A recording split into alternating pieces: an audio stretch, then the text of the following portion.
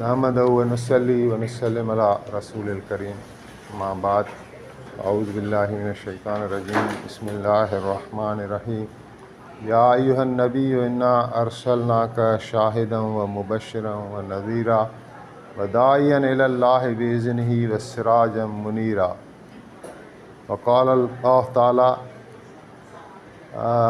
فی المقام الآخر انک لعلی خلق عظیم وما ارسلناک الا رحمۃ للعالمین والضحیٰ واللیل اذا سجی ما ودعک ربک وما قلی وللآخرۃ خیر لک من الاولی ولسوف یؤتیک ربک فترضی۔ ان اللہ و ملائکتہ یصلون علی النبی یا ایھا الذین آمنوا صلوا علیہ وسلموا تسلیما۔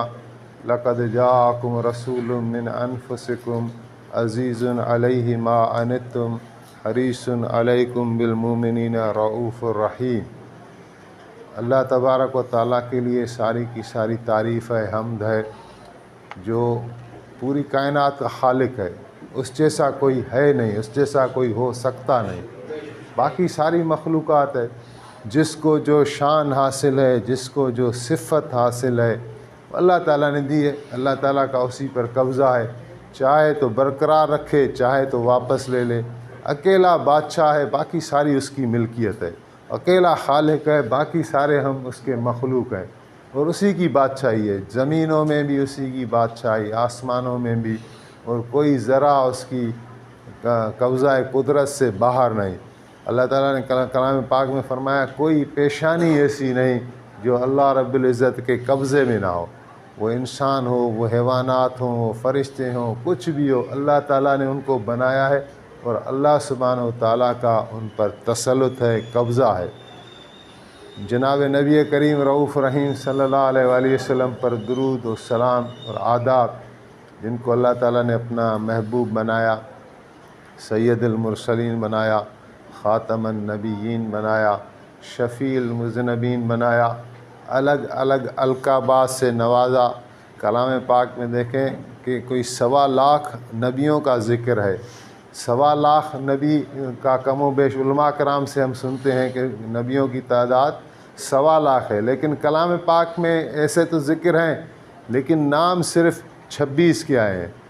تو اس سے معلوم ہوا کہ یہ 26 جو ہیں وہ قابل ذکر تھے، یہ کوئی نمایاں تھے جن کا نام سے ذکر کیا گیا اللہ کے کلام میں۔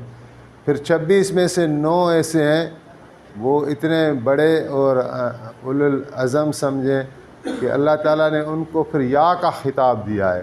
جو بڑے بڑے انبیاء ہیں، جیسے حضرت آدم علیہ السلام جد امجد ہیں، ساروں کے وہ والد ہیں، تمام انسانوں کے وہ ابا ہیں۔ تو ایک مقام اللہ تعالیٰ نے خود دے دیا۔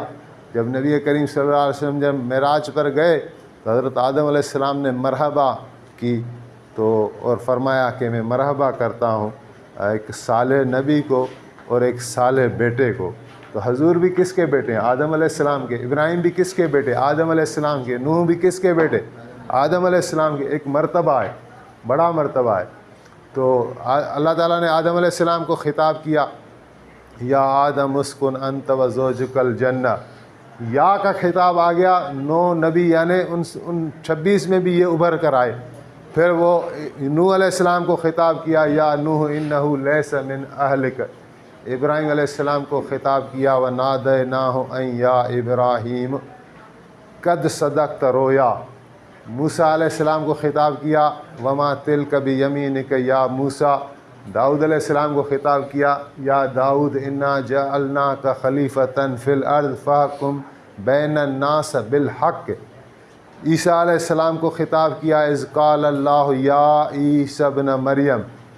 زکریہ علیہ السلام کو خطاب کیا، یا زکریا انا نبشرک بغلام اسمہ یحییٰ۔ یحییٰ علیہ السلام کو خود خطاب کیا کہ یا یحییٰ خذ الکتاب بالقوہ۔ یہ تمام نبیوں کے، یعنی ان نبیوں کو شان کو ظاہر کرتا ہے۔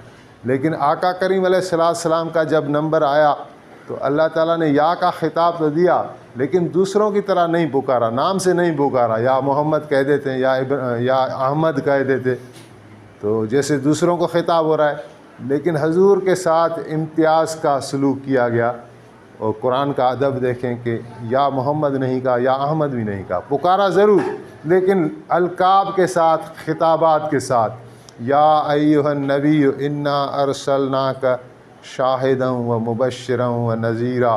ایک تو یا ایھا النبی کر کے پکارا، پیچھے سے القاب اور آ رہے ہیں، آپ شاہد ہیں، آپ مبشر ہیں، آپ اللہ سے ڈرانے والے ہیں، آپ اللہ کے اذن سے آپ مبعوث ہوئے، اللہ کے اختیار سے آپ کو اذن اور اجازت ملا ہوا ہے۔ اور پھر فرمایا کہ سراجم منیرا، آپ ایسے سورج کی مثال ہیں جو نور ہی نور بکھیرتا ہے، نور ہی نور، ہدایت کا نور۔ تو جگہ جگہ قرآن پاک میں جیسے سلام قرآن پاک میں فرمایا سلام علی نوح فی العالمین، سلام علی موسیٰ و ہارون، سلام علی ابراہیم، یہ سلام آ رہے ہیں بڑے بڑے نبیوں پر۔ تو اسی طرح حضور پر بھی سلام آ جاتا کہ سلام علی محمد، لیکن جب حضور کی باری آئی تو پوری ترتیب کو اللہ تعالیٰ نے تبدیل کر دیا اور فرمایا ان اللہ و ملائکتہ یصلون علی النبی، کہ بے شک فرشتے اللہ اور اللہ کے فرشتے نبی پر درود بھیجتے ہیں، تو اے ایمان والو آپ بھی درود بھیج، سارے کہیں صلی اللہ علیہ وآلہ وسلم۔ تو اسی طرح یعنی امتیازات اور ممتاز آپ کو اللہ تعالیٰ کرتے گئے، اور اس کی بے شمار مثالیں ہیں۔ لیکن آقا کریم علیہ الصلوۃ والسلام نے عجز و انکساری کو اپنایا، فقر کو اپنایا، بھوک کو اپنایا اور مشقت کو اپنایا، راحت دنیا کے اندر نہیں لی۔ ایک مرتبہ فرمایا بی بی حفصہ سے کہ کیا ہوا، میرے بسترے کو یعنی آپ نے نرم کر دیا، جس کی وجہ سے مجھے اٹھنا بھاری ہو گیا۔ یا اللہ کے رسول فرما رہے ہیں، ہم تو آج عیش و عشرت کی زندگی کو بڑا ڈھونڈتے ہیں، بڑا متمنی ہوتے ہیں، چاہے ہمیں حاصل ہو یا نہ ہو، لیکن ہر ایک کی خواہش ہے کہ میں اچھے سے اچھا کھانا کھاؤں، اچھے سے اچھا پہنوں، اچھے سے اچھی گاڑیاں ہوں، اچھے سے اچھی میری رہائش ہو۔ کہ اللہ کے رسول یہ پسند نہیں فرماتے، وہ فرماتے ہیں میرا جو بسترا تھا اس کو کس نے نرم کر دیا، اس نے تو مجھے اٹھنے سے تہجد مجھے میرے اوپر بھاری کر دیا، میرا بسترا تبدیل کیا ہے۔ تو بی بی اماں حفصہ رضی اللہ عنہا کہنے لگیں یا رسول اللہ تبدیل نہیں کیا، وہ جو ایک تہہ تھا اس کو ہی ڈبل کر دیا۔ تو فرمایا نہیں، اس کو ایسے ہی رہنے دے۔ تو ایسی زندگی گزار گئے، اور پھر خود اللہ سے مانگتے تھے کہ یا اللہ ایک دن مجھے آپ کھلائیں تو میں تمہارا شکر ادا کروں، اور ایک دن مجھے بھوکھا رکھیں تاکہ میں صبر کروں۔ کھایا بہت کم، سوئے بہت کم، اس امت کی فکر میں لگے رہے۔ پھر قرآن پاک کی آیات پڑھی، کل بھی تھوڑا ذکر ہوا تھا، وہاں ٹائم مختصر تھا تو اتنی بات نہیں ہو سکی، کہ انک لعلی خلق عظیم، کہ اللہ تعالیٰ فرما رہے ہیں، اللہ تعالیٰ گواہی دے رہے ہیں کہ آپ اخلاق کے ایک عظیم درجے پر فائز ہیں۔ ایک شخص آیا حضرت علی کرم اللہ وجہ الکریم کی خدمت میں اور عرض کرنے لگا کہ مجھے حضور کے آپ اخلاق بتائیں۔ تو آپ نے فرمایا نا انا مدینۃ العلم و علی بابھا، حضرت علی سے زیادہ کون ہو سکتا ہے جو فصاحت اور بلاغت کے ساتھ اور جو ٹو دا پوائنٹ جواب دیے بھی ہیں۔ جہاں جہاں سارے صحابہ بھی ہار جاتے تھے، جہاں جہاں کوئی مشکل آ جاتی تھی علمی اعتبار سے، تو اللہ کے نبی نے فرمایا بہترین قاضی تم میں سے علی ہیں، جمعہ میں بھی پڑھا جاتا ہے کہ حضرت علی کی بات آخری بات ہوتی تھی، وہ دلائل پر مبنی ہوتی تھی۔ تو پوچھنے والے نے پوچھا کہ مجھے حضور کے اخلاق بتائیں، گنوائیں۔ تو حضرت علی نے کہا کہ آپ مجھے پہلے نا دنیا کے اندر جو آپ نعمتیں لے رہے ہیں وہ نعمتیں گن کر دکھائیں۔ تو اس نے فوراً ایک آیت پڑھی کہ وَإِن تَعُدُّوا نِعْمَتَ اللَّهِ لَا تَحْصُوهَا، کہ اگر آپ اللہ کی نعمتوں کو، قرآن کہہ رہا ہے اگر آپ اللہ کی نعمتوں کو گننا شروع کریں گن نہیں سکتے اس دنیا کے اندر۔ پھر یہ بھی ہے کہ متاع دنیا قلیل، تو دنیا کی زندگی ہے قلیل، اللہ تعالیٰ نے دنیا کو قلیل کہا، لیکن اس قلیل کے اندر بھی نعمتیں اتنی ہیں کہ انسان گن نہیں سکتا۔ تو پھر حضرت علی نے اس کو فرمایا کہ جس کو جو قلیل ہے اس کو تو تم گن نہیں سکتے، جس کو اللہ نے کہا قلیل، اور جس کو کہا انک لعلی خلق عظیم، جس کو عظیم بولا اس کو مجھے کہہ رہے میں گنوں، میں کس طرح گن سکتا ہوں۔ اما عائشہ صدیقہ رضی اللہ عنہا سے پوچھا گیا کہ حضور صلی اللہ علیہ وسلم کے اخلاق کیسے تھے، تو انہوں نے فرمایا کہ کیا آپ نے قرآن نہیں پڑھا؟ قرآن ہی تو حضور کے اخلاق ہیں۔ تو ایک اعلیٰ اخلاق لے کر آئے. آپ نے فرمایا کہ انی بوست لاتم مکارم الاخلاق، کہ اخلاق کی جو ویلیوز ہیں ان کو میں پورا کرنے کے لیے نازل کیا گیا ہوں. کیسی زندگی گزاری، کیسی اعلیٰ مثالیں قائم کیں، عقل حیران ہے. انسان وہاں تک یعنی ہار جاتا ہے کہ کوئی انسان کس طرح یعنی معاف کر سکتا ہے، اس اعلیٰ ظرفی کے ساتھ پیش آ سکتا ہے.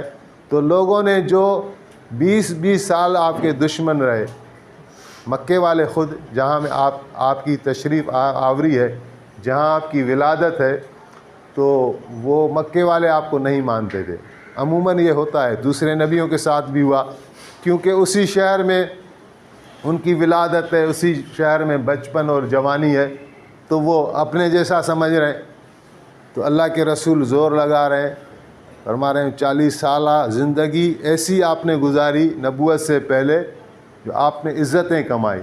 آپ ایک باعظمت انسان تھے ان کے درمیان. وہ آپ کو صادق کہتے تھے، یہ سچا ہے.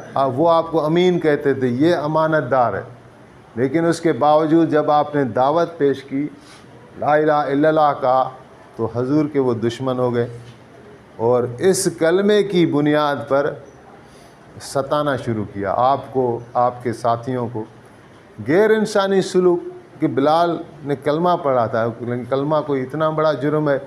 جس طرح ان کو ٹارچر کا نشانہ بنایا گیا کہ رسی گلے میں ڈال کر آخر میں بچوں کو دیے جاتے اور ان کو وہ ایسے گھماتے رہتے. بڑے بڑے پتھر ان پر لٹا کر جو ہے وہ رکھ دیتے تتلی اپنا دھوپ میں، تپی ہوئی دھوپ میں.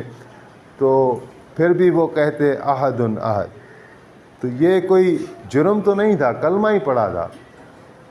تو یہ 13 سال آپ نے محنت کی مکے میں، لیکن 13 سال میں کوئی نتیجہ خاطر خواہ نہیں نکلا. کوئی ہم بھی تھک جاتے ہیں، ہم 1-2 دن میں ہی تھک جاتے ہیں کہ یار ابھی کچھ نہیں ہوگا. لیکن اللہ کے رسول تھکے نہیں. اولو العزم رسول ہیں، سید المرسلین، بڑے حوصلے والے، بڑے ظرف والے. تو آپ کی وہ جستجو جاری رہی. 13 سال آپ نے مکے میں محنت کی. کتنے ہارڈلی میرے خیال میں 100 یا 125 لوگ مسلمان ہوں گے، جس میں بھی 70-80 بھاگے ادھر ہجرت کر کے حبشہ کی طرف. تو آپ کے ساتھ گنے چنے لوگ، لیکن آپ محنت کر رہے ہیں.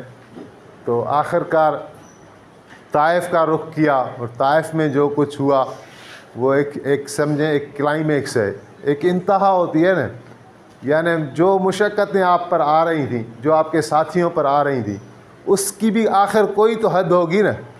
تو وہ جا کے کلائمیکس جا کے ادھر آ گیا طائف میں، کہ اللہ کے آخری رسول جس کے لیے فرمایا کہ لولاک صاحب اللولاک ہیں. آدم علیہ السلام کو اللہ تعالیٰ نے فرمایا تھا کہ اگر میں محمد کو تخلیق نہیں کرتا تو تمہیں بھی نہیں پیدا کرتا، اور محمد نہیں ہوتے تو کوئی بھی نہ ہوتا. اس کا مطلب یہ ہوا ایسی بڑی ہستی اللہ کے محبوب، اور لوگ ان کو پتھر لگا رہے. زید بن حارث اکیلا تھا اور حضور کو بچانے کی کوشش کر رہا تھا کہ ہر پتھر میرے سینے پر لگے، میرے جسم پر لگے، میرے آقا کو نہ لگے. لیکن لگانے والے بہت تھے، اور حضور بھی زخمی ہوئے، زید بھی زخمی ہوئے. تو اس کے بعد آپ کی انسانی فطرت کا تقاضا ہے، آہیں بھی نکلی کہ یا اللہ یہ مجھے کن کے حوالے آپ نے کر دیا. تو پھر اسی مناجات میں اندر ہی اندر ساتھ ہی جملوں میں آپ نے یہ بھی فرما دیا کہ یا اللہ اگر آپ مجھ سے راضی ہیں نا، آپ ناراض نہ ہو، یہ آپ کا کوئی عذاب نہ ہو میرے اوپر، اگر آپ مجھ سے راضی ہیں تو مجھے ان پتھروں کی پرواہ نہیں، آپ کے راستے میں قبول ہے. تو پھر اللہ تعالیٰ نے فرشتہ بھیجا تھا. تو اچھا طائف والوں نے، مکے والوں نے قبول نہیں کیا. طائف میں آپ ایک امید لے کر آئے کہ شاید طائف والے قبول کر لیں. اللہ کا وعدہ تو ہے، یہ دین کیسے پھیلے گا یہ پتہ نہیں ہے، کوشش جاری ہے. تو طائف میں بھی یہ رزلٹ ملا. پھر اللہ تعالیٰ نے مدینے سے کچھ لوگ بھیجے جو کہ اپنے زمانے کے اعتبار سے حج کرنے آئے تھے مینا میں. تو آپ نے جب ان پر دعوت پیش کی تو وہ فوراً مسلمان ہوئے. 6 بندے تھے، 6 کے 6 مسلمان ہوئے. اگلی مجلس میں 12 مسلمان ہوئے، اور انہیں 12 نے عرض کیا کہ ہمیں کچھ اپنا ایک ساتھی دے دیں جو 13 سال قرآن نازل ہوا ہے مکی میں، وہ ہمیں سکھلائے، دین بتلائے، ہماری یعنی ریفائن تو کرے ہمیں دین ہے کیسے، کتنا ہم سے کیسے سفر طے کریں گے، ہم بت پرست لوگ جہالتوں میں، تو کوئی معلم تو دے دیں۔ تو آپ نے اپنے یوں صحابہ کرام پر نظر ڈالی تو آپ کی نظر انتخاب جناب مصعب بن عمیر پر پڑی رضی اللہ عنہ۔ حضرت مصعب کو آپ نے بھیجا مدینے ان 12 ساتھیوں کے ساتھ، اور وہ 1 سال رہے، اور مدینے میں ایسے اسلام کی روشنی پھیلی، ایسے پھیلی کہ سال کے اندر اندر نہ کوئی کچا گھر بچا، نہ کوئی پکا گھر بچا، سارے کے سارے مسلمان ہو گئے۔ وہ تڑپ رہے حضور کے محبت میں، شوق زیارت میں تڑپ رہے ہیں۔ ابھی مکہ مدینہ ہے کتنا دور، لیکن انہوں نے کلمہ تو پڑھ لیا لیکن حضور کو دیکھا نہیں ہے۔ تو پھر اگلے سال 73 بندے آئے، اور وہ انہوں نے بیعت عقبہ ثانی کی اور حضور کو دعوت دی کہ آپ مدینے آئیں، ہم آپ اپنے سر، اپنے بیوی بچے، اپنے مال اولاد سب کچھ آپ پر لگائیں گے، لیکن آپ کو آنچ نہیں آنے دیں گے۔ تو ایسی بیعت کر کے حضور کو لے گئے، یہ ہجرت ہو گئی۔ اچھا، مکے والے پیچھے وہی پھر کہ کیوں جا رہے ہیں؟ پہلے تو کوشش کی کہ حضور ہجرت کر ہی نہ پائیں، قتل کے منصوبے بنائے، ساروں کو پتہ ہے، صحابہ کو تشدد کا نشانہ بنایا۔ لیکن جب اللہ تعالیٰ کسی چیز کو غالب کرے تو مخلوق کیا کر سکتی ہے؟ کچھ بھی نہیں کر سکتی۔ تو اللہ تعالیٰ نے اپنے حبیب کریم کو ایک مکڑی کے جالا، جس کو بہت کمزور گھر کہتے ہیں، مکڑی کا جالا ہے کہ پھونک سے اڑ جاتا ہے، اس کے ذریعے سے نبی آخر زمان کی حفاظت کی، اور ایک کافر واپس آئے نامراد ہو کر، اور اللہ کے رسول مدینہ عالیہ پہنچ گئے۔ یہ ٹرننگ پوائنٹ ہے، کہتے ہیں کہ مکے میں جو ترقی نہیں ہو رہی تھی، مدینے میں آپ گئے تو مدینے میں آپ کے لیے بادشاہت انتظار کر رہی تھی، جو فیصلہ ہوگا مدینے میں وہ حضور کریں گے۔ یہ یہودیوں نے بھی تسلیم کر لیا، لیکن مکے والے ادھر ہی رہے، جنگوں کا سلسلہ شروع کیا، بدر، احد، خندق، جنگیں ابھی بھی ان کو پرابلم ہے۔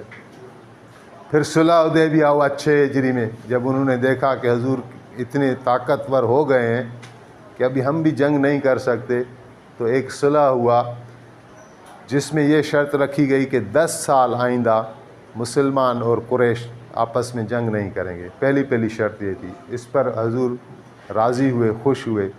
اگلی جو شرطیں تھیں وہ ساری ایسی تھیں جس میں قریش کا فائدہ تھا، مسلمانوں کو بظاہر فائدہ نہیں تھا۔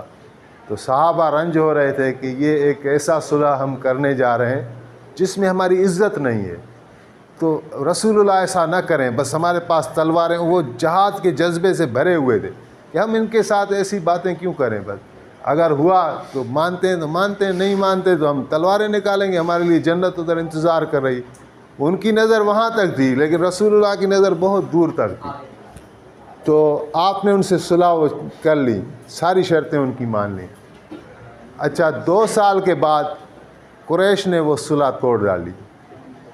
10 سال پیریڈ تھا، لیکن 2 سال کے بعد قریش کی طرف سے کچھ جوانوں نے ایسی حرکت کی جس سے وہ صلح ٹوٹ گئی۔ تو ابو سفیان ان کا سردار تھا، تو انہوں نے ان کو ناراض ہوا قریش کر کہ تم نے یہ حرکتیں اپنے طور پر کی ہیں، لیکن محمد علیہ السلام تو ابھی ساروں کے ساتھ یہی سمجھیں گے بھائی قریش نے کیے، ضامن تو میں تھا، ضامن تو سارے قریش تھے، ابھی یہ صلح ٹوٹ گئی، ابھی اس کا مطلب ہے کہ حضور کبھی بھی ادھر حملہ کر سکتے ہیں۔ تو لوگوں نے کہا کہ تم ہی جا کر صلح کو رینیو کراؤ۔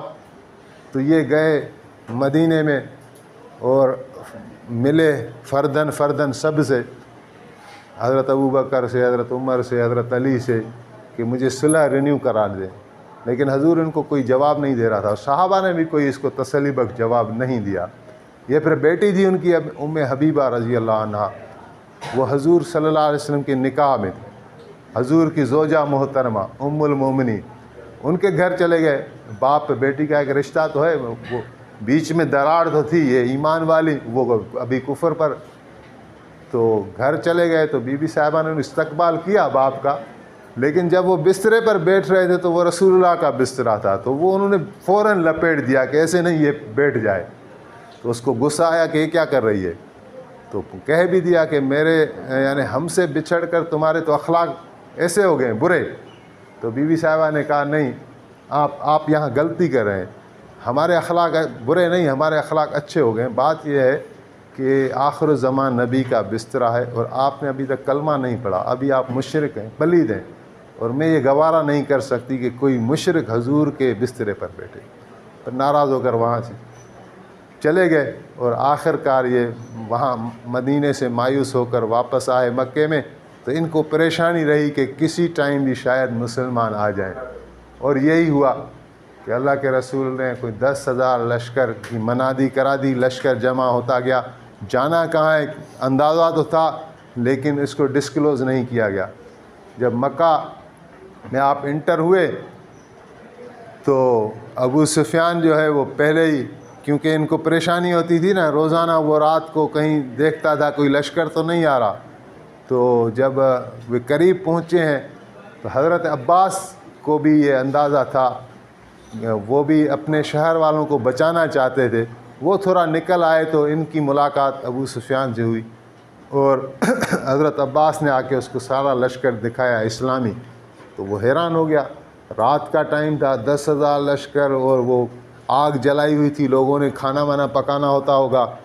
تو اتنے آگ، اتنے خیمے، اتنے لشکر، تو یہ تو بالکل ڈر گیا، اس کے میں نے بات تک نہیں کر سکتا تھا. تو کہنے لگا کہ عباس آپ کے بھتیجے کی بادشاہی تو بڑھ گئی. تو حضرت عباس نے کہا بادشاہی نہیں کہو، نبوت ہے اس کو، ابھی بھی تمہیں بات نہیں سمجھ میں آ رہی. تو کہا ہمارا بھی بچاؤ کیسا ہوگا؟ تو حضرت عباس نے کہا کہ حضور سے معافی مانگ لو، امان مانگ لو، ایمان میں داخل ہو جاؤ. کہنے لگا اچھا. تو حضرت عباس نے کہا کہ میرے ساتھ آ کے بیٹھ جاؤ. وہ کھچر تھا سواری کا، وہ بھی حضور کا، جو حضرت عباس لے کر آئے تھے، اس پر بٹھا لیا اور حضور کی طرف چل دیے. تو راستے میں حضرت عمر نے دیکھ لیا، پہچان لیا. حضرت عمر تو رعایت کرتے نہیں، جو کہا کہ عباس آپ نے اللہ کے اور اللہ کے رسول کے دشمن کو حضور کی سواری پر سوار کر دیا، میں اس کو قتل کروں گا. حضرت عباس چیخے چلائے کہ میں نے اس کو امان دی ہے. تو کرتے کرتے لیکن حضرت عمر پیچھے دوڑتے آئے تو انہوں نے بھی اپنے کھچر کی رفتار تیز کر دی، آ کے حضور کے خیمے میں آ گئے. تو حضرت عمر بھی پیچھے آ گئے تلوار لے کر. لیکن بارگاہ رسالت میں پہنچے تو پھر بات چیت ہوئی، پھر وہاں ان کو مسلمان ہونا پڑا، حالات ایسے تھے. اور پھر جو ہے آپ جب مدینے میں مکے میں داخل ہوئے بڑی عجز و انکساری کے ساتھ داخل ہوئے. یہ بھی ایک دنیا کو سبق دے دیا کہ فاتح 8 سال گزرے تھے. 8 سال پہلے جب آپ گزرے تھے یہاں سے تو جان بچا کے نکلے تھے. آپ کی جان کے در پہ انہوں نے سارے نقشے اپنے تیار کر دیے تھے کہ حضور کو یہاں زندہ جانے نہیں دینا. آپ کے ساتھ ایک مخلص ساتھی تھا جناب حضرت ابو بکر. غار ثور میں آپ نے 3 دن 3 راتیں چھوٹی سی غار میں پناہ لی تاکہ کافر ادھر ادھر ہو جائیں تو پھر ہم نکلیں.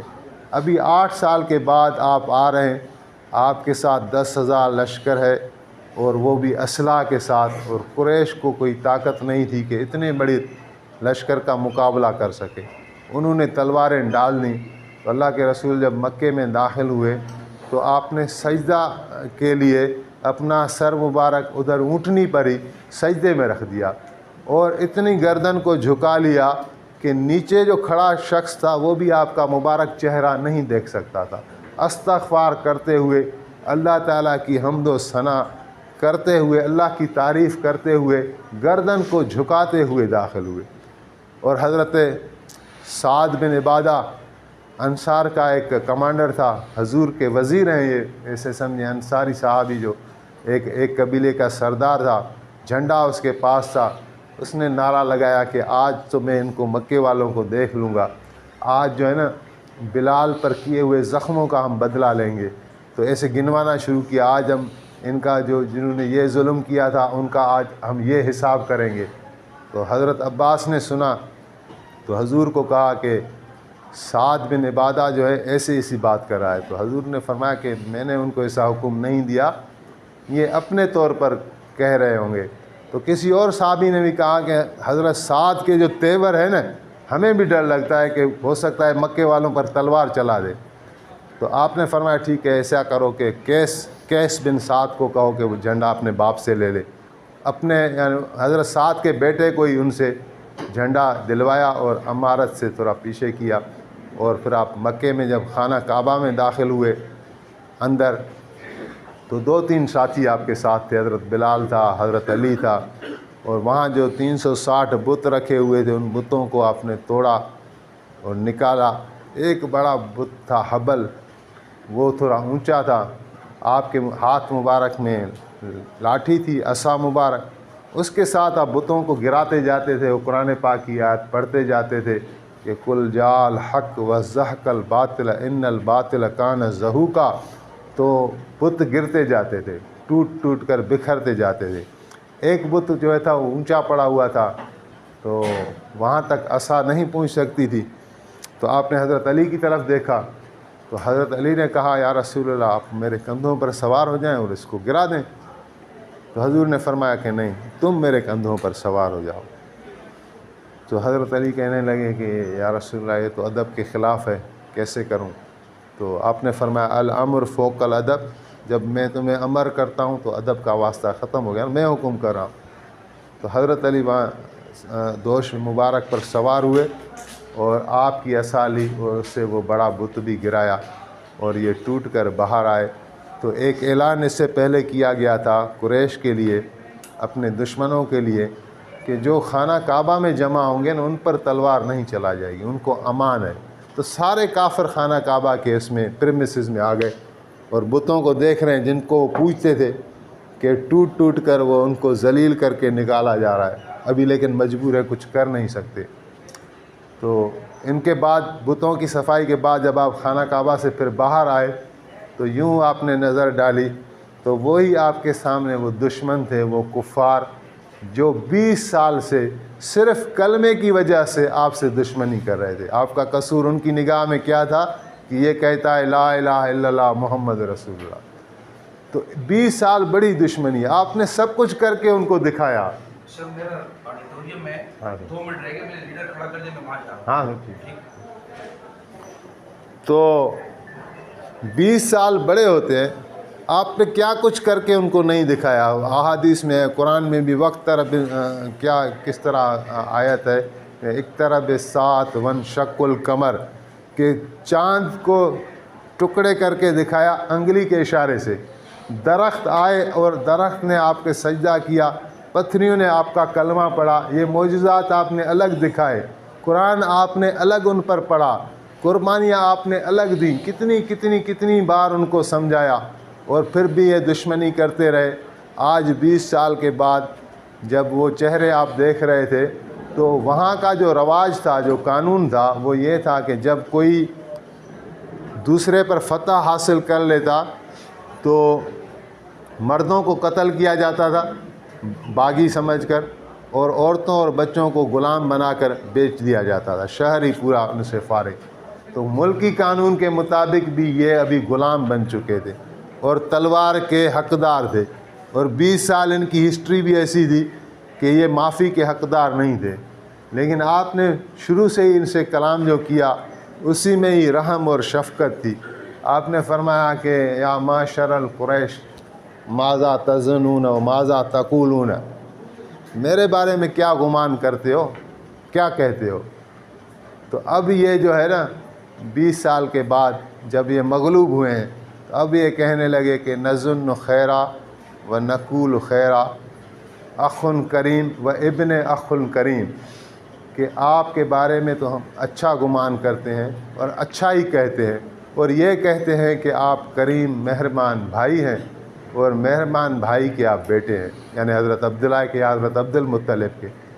تو آپ نے فرمایا کہ تم نے تو وہ جواب دے دیا جو یوسف علیہ السلام نے اپنے بھائیوں کو دیا تھا، تو میں بھی یوسف علیہ السلام والا ہی تمہیں جواب دیتا ہوں کہ تم پر آج کوئی ملامت نہیں ہے، جو تم نے کچھ کیا اللہ تم کو معاف کرے۔ فاذهبوا وانتم طلقاء، چلے جاؤ گھروں میں تم آزاد ہو، تم پر نہ قیدی بنائے جاؤ گے نہ قتل کیے جاؤ گے۔ تو اس طرح معاف کیا، تو وہ جو کسی طرح بھی مسلمان نہیں ہوتے تھے یہ سارے پلٹے پہ، سارے، یعنی حسن اخلاق کا ایسا وار ہے جو اعلیٰ ظرفی آپ نے دکھائی کہ وہ حیران رہ گئے کہ کس طرح ایک شخص جس پر ہم نے اتنی زیادتیاں کیں اور اقتدار آنے میں ایک لمحے میں ساری گناہ معاف کر سکتا ہے، ساری غلطیاں معاف کر سکتا ہے، مسلمان ہو گئے۔ جب آپ خطاب کر رہے تھے تو صفوان بن امیہ ایک قریش کا سردار ہے، کافر تھا، بڑا دشمن تھا حضور کا۔ اس کو کسی نے کہا کہ ابھی تو دیکھ رہے ہیں، ابھی ہمارے بت بھی نہیں رہے، حکومت بھی نہیں رہی، کچھ بھی نہیں رہا، تو ابھی ہمارے پاس چارہ نہیں ہے، ہمیں اسلام میں داخل ہونا پڑے گا کسی بھی وجہ سے۔ تو صفوان بن امیہ نے کہا کہ اگر ساری دنیا کے انسان مسلمان ہو جائیں، میں اکیلا بچوں تو میں مسلمان نہیں ہوں گا۔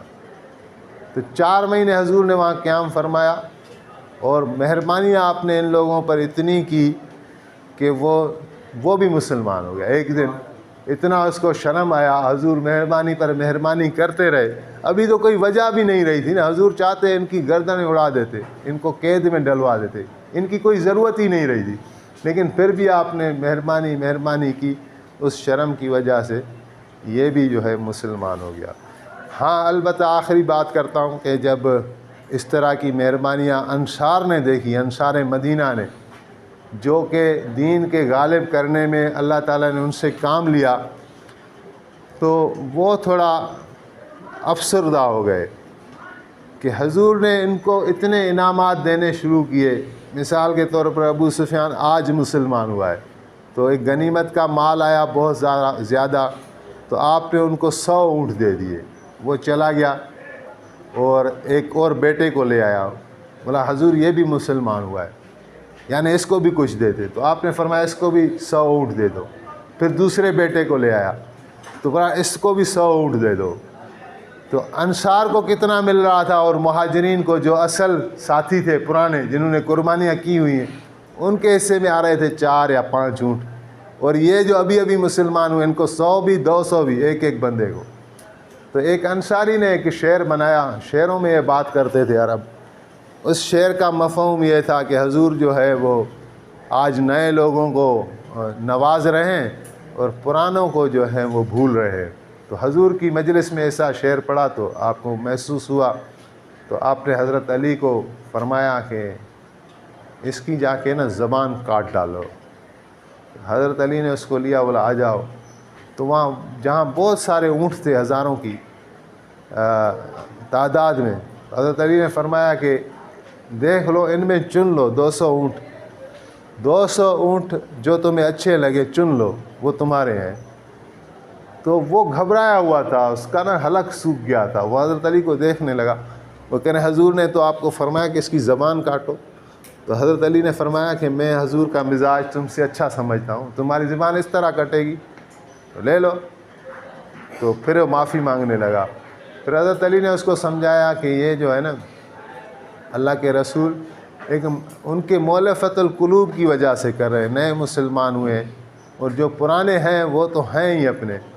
تو بہرحال پھر انصار نے ایسی باتیں کرنے شروع کی، تو ان کو کہو آواز کم کریں اپنا۔ تو اللہ کے رسول کے کانوں مبارک تک کسی نے بات پہنچا دی کہ انصار کی یہ تشویش ہے، ایسی باتیں چل رہی ہیں۔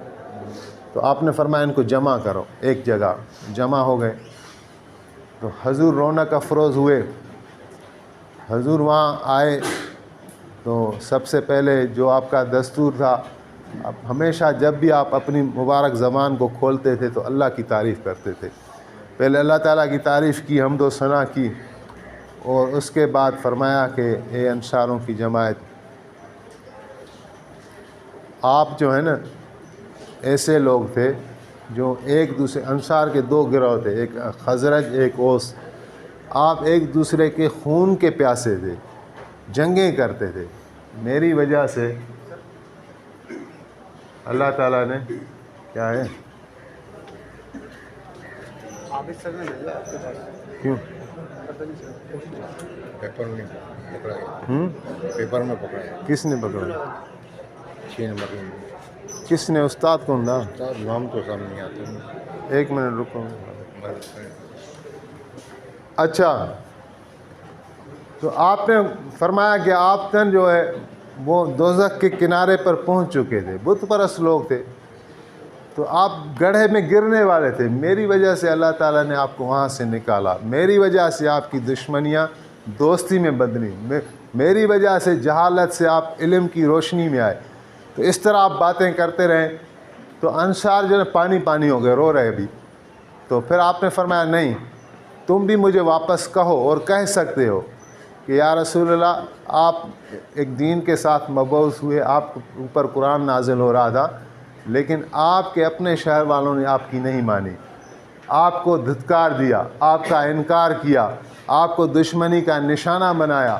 انصار ہم وہ ہیں کہ جنہوں نے آپ کو ٹھکانہ مہیا کیا، جنہوں نے اپنی جانوں کو خطرہ میں رکھ کر بھی آپ کی حفاظت کی، ہم آپ کے بازو بنے۔ اس طرح آپ نے بات کی تو پھر انصاروں کا اور برا حال ہو گیا، رونے لگے، حضور کے ہاتھ چومنے لگے، پاؤں چومنے لگے اور کہنے لگے کہ کفانہ رسول اللہ، ہمارے لیے اللہ کا رسول کافی ہے، ہمیں کچھ نہیں چاہیے۔